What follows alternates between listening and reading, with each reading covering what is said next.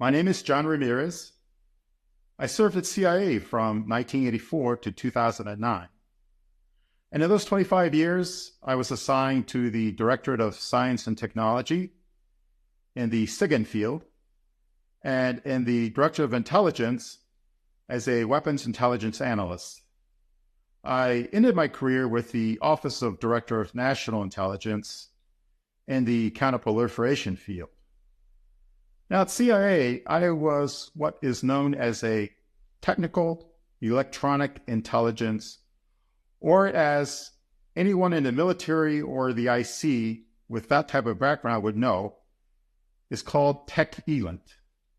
Now, what is tech-elant, and how does that relate to UFOs or UAPs? Well, let me describe tech-elant first.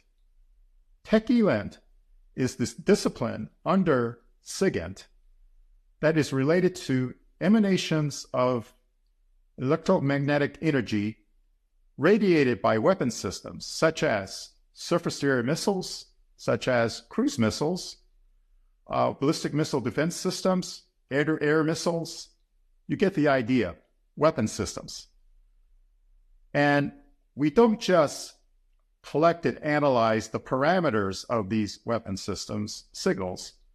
We also dive into what made this emanation work. How does it work? And try to reverse engineer in software using modeling and simulation the actual transmitter and receiver chain of that particular emitter.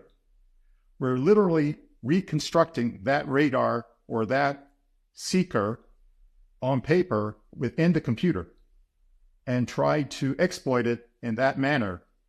So it's a little bit more complicated than what most military people call ELANT, which is operational ELANT. That's just basically like collecting or detecting signals and looking it up in a database and associating that signal with a known emitter. So how does that relate to UFOs and UAPs? I am intrigued that the USS Princeton, CG-59, might have collected emanations of an electromagnetic nature from the Tic Tac. I know that the USS Princeton has a piece of equipment that I'm very familiar with called the AN/SOQ or SLIC 32. It is a countermeasures piece of equipment designed to collect signals of a threat nature and then generate counter signals to deceive or to deflect that particular weapon systems. And I'm being very, very careful in my description of the SLIC 32. I myself was an electronic warfare technician prior to joining CIA. And as an electronic warfare technician, I'm very familiar with how signals intelligence is conducted on board a Navy ship. I believe that if these signals exist, and I have a suspicion where they might be, it opens up an avenue of other research and opens up an avenue for a Freedom of Information Act request on at least the fact of that such signals were collected. Now, who would characterize these signals in the intelligence community and in the military, in the defense community? Well, obviously, the National Security Agency is the SIGINT agency for the U.S. government. Having said that, the CIA also does signals intelligence, but in a different way and for a different purpose. And it's beyond the scope of my explanation now. But CIA also does SIGINT, and that's why I was an ELANT analyst in the CIA and not at NSA. So NSA probably might have these signals. Now, who else might have these signals? I believe the Office of Naval Research might have collected this data from the Princeton. And my suspicion is it is a group known as, within ONR, Code 31, Division 312. And Division 312 is Electronics, Sensors, and Network Research. And part of that is electronic warfare. So the Slick 32 being an electronic warfare piece of equipment on a naval vessel, I do believe that Division 312 might have analyzed these emanations from Tic Tac and other similar craft where a signals intelligence collection system was able to collect these signals. And again, it's a whole very, very right field for a FOIA request to find out for sure. From the Skinwalkers of the Pentagon book, we learned that DIA was on the ground collecting optical, electro-optical, radiological, visual, electromagnetic emanations of the phenomenon. This is a field known as Measurement and Signature Intelligence, or MASINT, and DIA is the intelligence agency responsible for MASINT. On the ground, on Earth. But what about in space? What intelligence agency is responsible for collecting similar types of intelligence from space? Let me introduce you to another three-letter agency, NGA, or the National Geospatial Intelligence Agency. The NGA is responsible for collecting imagery of the Earth from space and also the space above the Earth. There's a distinction. One is looking down at the Earth, one is looking at the space right above the Earth. Therefore, NGA is likely to be the intelligence agency that might have collected UAPs in flight. And this intelligence agency is not well known amongst those who follow the UAP issue. But let me take you on a little scenario. Let's say NGA analysts, their imagery analysts, detected unusual orbs of energy, light orbs, in their imagery. And let's say that these energy orbs were flying in formation under intelligent control with an intent to a destination. Now, the first thing that the NGA analysts would do was to eliminate plausible explanations. It seems reasonable. Let's look at Occam's razor. Let's see what it could be. So that's where the weapons intelligence analysts will come into play, looking at the inventory of China and Russia. What do they have that could do similar things? Now, let's say that one of the craft in the Russian inventory, the MiG-31, carries on board a plasma stealth generator.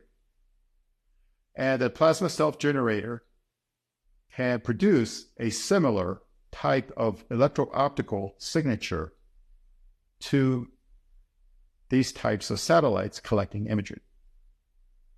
But the weapons intelligence analysts eliminated the MiG-31 because, first of all, the MiG-31 cannot fly above 123,000 feet. It still holds that record above 123,000 feet for an air-breathing craft. It usually flies between 85 to 100,000 feet in a combat mode, designed to look down and shoot down a fast-moving aircraft. And what would that be? The SR-71.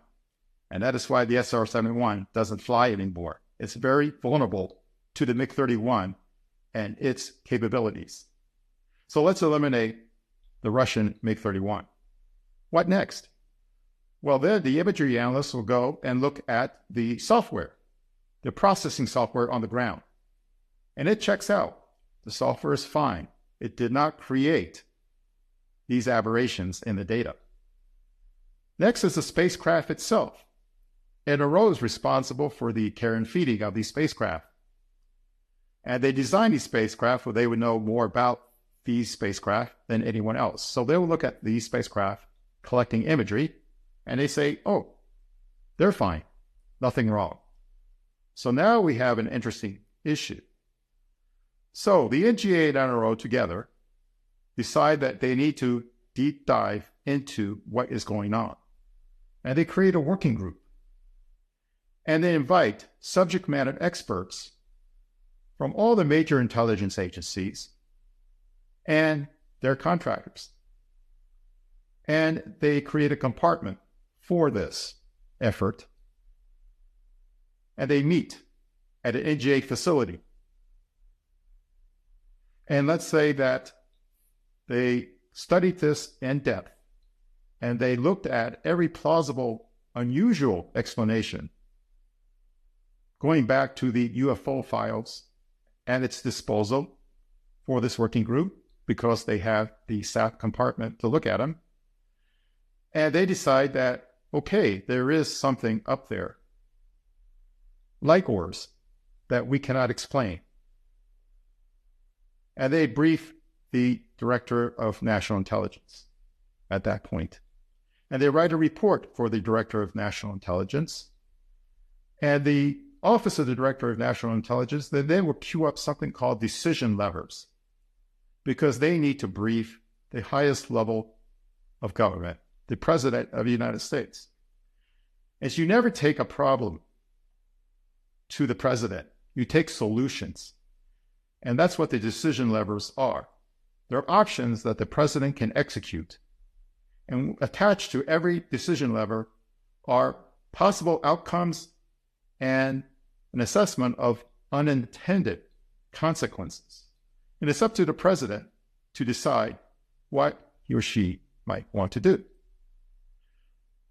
The intelligence community never, ever makes policy. That is up to the President to make policy. And the policy was, we need to study this phenomenon more, but not provoke it. And so that's queued up. And then we have ALSAT coming in through the wings. The previous working group was in Title 50. That is the civilian side of these intelligence agencies. CIA is totally Title 50. That is civilian, not military. The NRO, the NSA, DIA, the NGA are also known as combat support agencies under Title 10. They have a defense role. And as a defense intelligence agency, not DIA, but a military intelligence agency, they're responsible for examining threats. And that's where ALSAT came in. Now, when you tell the Pentagon that Congress wants it to capture something, it implies some kind of kinetic force. That is, shoot it down. And I'm not sure that's the way to go. I don't hold my breath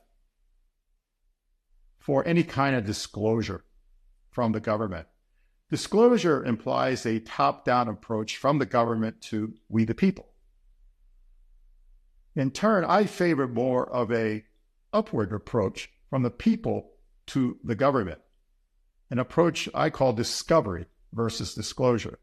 And in discovery, citizen science plays an important role, as well as now we can actually ask our candidates for office, what do they feel about UAPs? What is their policy? What is their intent on investigating UAPs? It's no longer some weird crackpot question.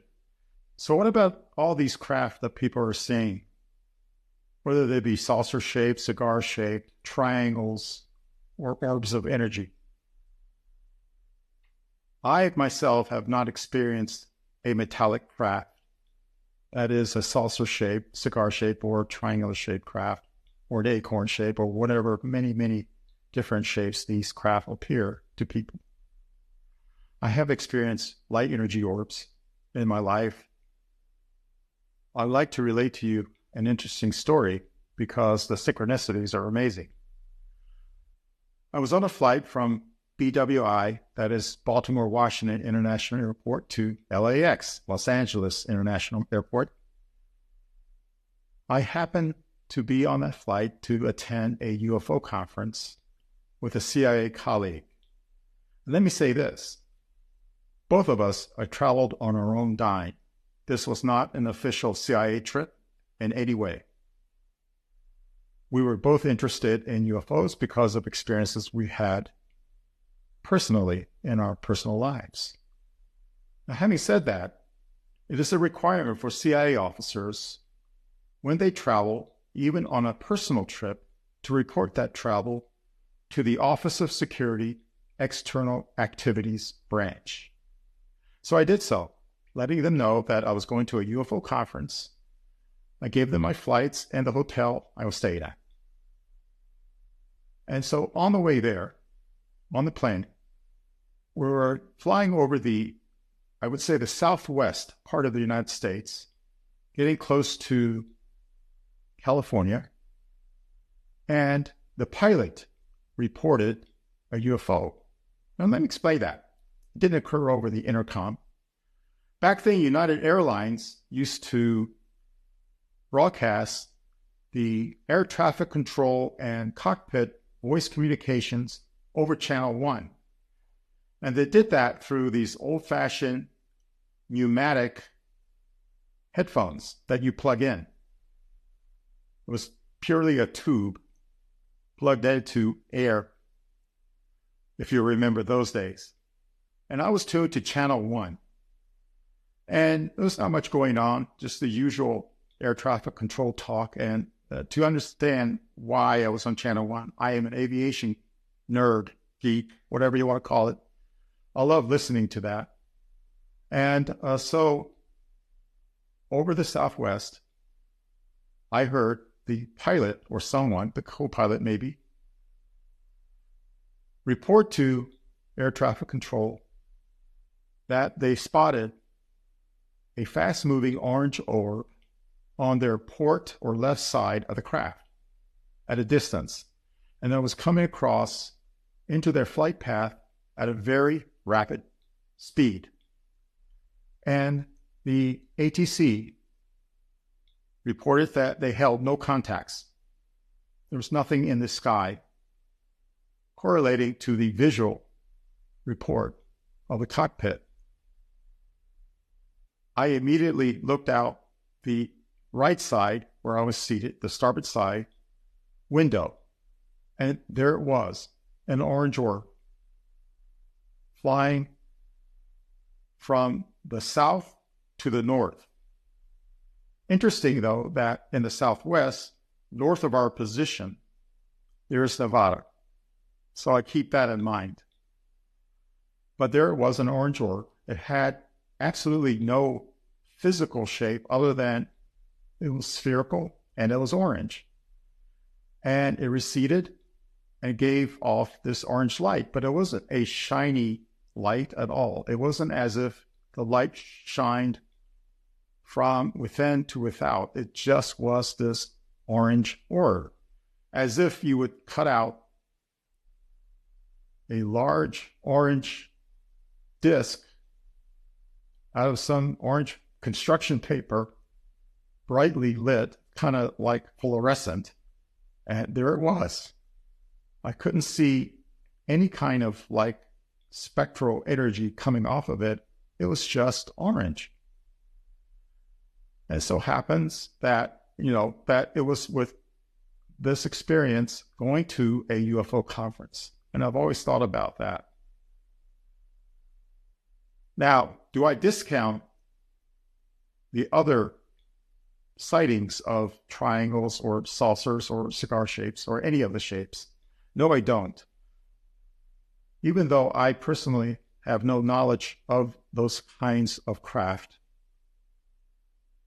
I believe that we should embrace everything widely, but hold things lightly.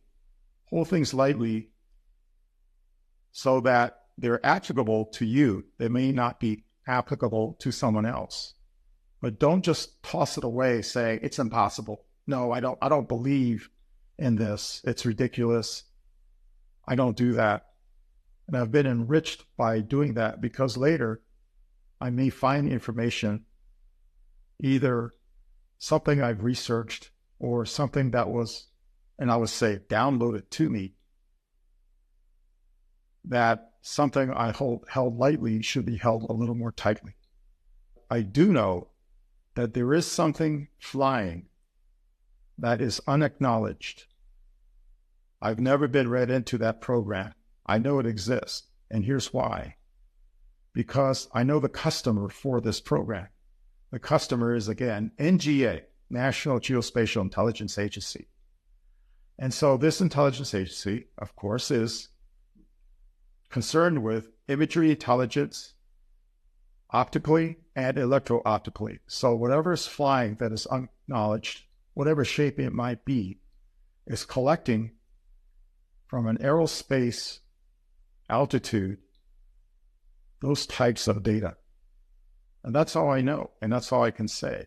I personally have been never cleared or do not have any knowledge of other craft, but I don't discount anything.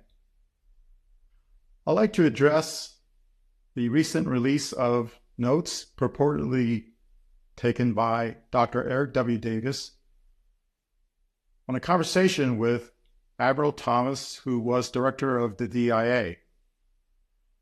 Do I believe these notes are authentic, genuine? Yes, I do. And here's why. And there's two reasons why. First of all, I am very familiar with the Special Access Program process. And at CIA, we have the Controlled Access Program process, SAPs and CAPs. I was a CAP officer in charge of a very sensitive program dealing with a relationship we had of a very covert nature with ostensibly an adversarial country. And because CIA cleared my presentation for public release and said nothing in that presentation was classified, I can reveal this, that the Central Intelligence Agency and the People's Liberation Army of China had a technical partnership to build collection facilities in China. CIA officers built what ostensibly would be miniature pine gaps in China to collect technical intelligence against the Soviet Union. CIA officers worked side by side with officers of the People's Liberation Army.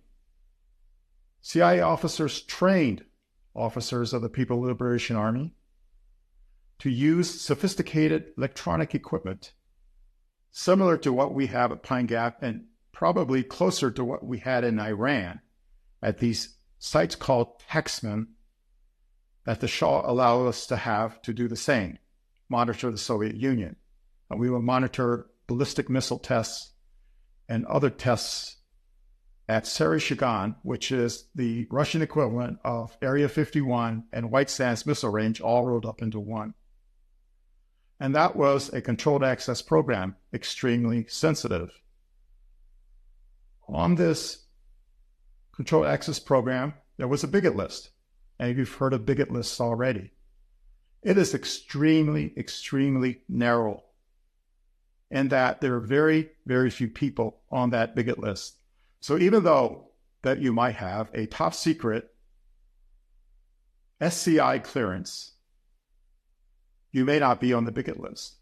Even though you might have a titled position in the intelligence community, you may not be on that bigot list. So on that bigot list, I can reveal that there were presidents of the United States, secretaries of state, Department of Defense officials, including the Secretary of Defense, the Undersecretary of Defense for Intelligence, and at that time it was called Intelligence and Security, INS, and the Undersecretary of Defense for Acquisition, Technology, and Logistics, ATL, and a whole host of CIA officers, but numbering like very few, from various parts of the CIA, including logistics, technical officers such as myself, people responsible for making this program run. There was a few NSA personnel on it, no DIA personnel whatsoever on it. I don't recall the then director of a DIA being on that list. So yes, you can have a very tightly controlled program without a major officer of the intelligence community on that program. The fact of the director of DIA knew about these programs That's one level of a SAC, the fact of, that you know this program exists. That's what Admiral Wilson knew, but he wanted to know more, and he was denied that. The programmatics, as we call it, the logistics, the budget, the location, the progress made in that program, all of the details at the program level, he was denied. And I believe that that's possible based on my own experience with this other program.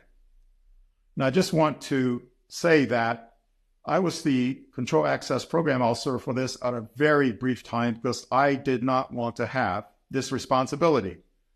So I returned it to the sponsoring office, which I cannot reveal. But I returned it saying, I don't want this job. But it was very, very insightful to see who was on that bigot list and who was not on the bigot list. Now, secondly, I happen to know Eric Davis in a way that he does not know I know him. And I can't reveal, I don't have his permission from Dr. Eric Davis to reveal how I would know him. But there are several CIA officers in a managerial capacity that knew him. And so I hope that Eric Davis will reach out to me or I can reach out to him to see if I can tell the rest of the story. And if you hear the rest of the story of how these CIA officers know Eric Davis, I think it will surprise you based on the timeline of what Eric Davis was doing at the time, his work with the Air Force Research Labs, and his subsequent work with OSAC. And that's all I can say for now. Eric, I would love to hear from you. So what does the government know and what doesn't it know? Well, the government knows a lot, and you know the government knows a lot. More than what they're willing to share, more than what they've released in FOIA. I would say this, that as we progress forward, since 2017, a landmark year for ufology, the government seems to be able to address this more openly.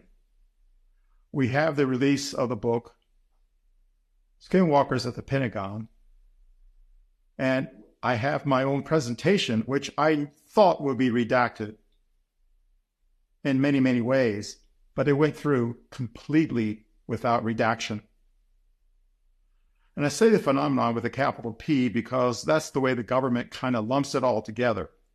Whether it be like metallic craft, light energy orbs, presence of ETs in a corporeal sense, higher consciousness, what's being channeled, what's being experienced, it's all labeled under the phenomenon, including, as we learned, the more disturbing aspects of the phenomenon, which appear to be malevolent to human beings. So it's all lumped under phenomenon. And the fact that we can discuss this now is a big step forward. Now, as far as what the government doesn't know, I addressed it, this phenomenon that seems to be malevolent or from strangers, I call it. The government, I think, is still grappling with that issue.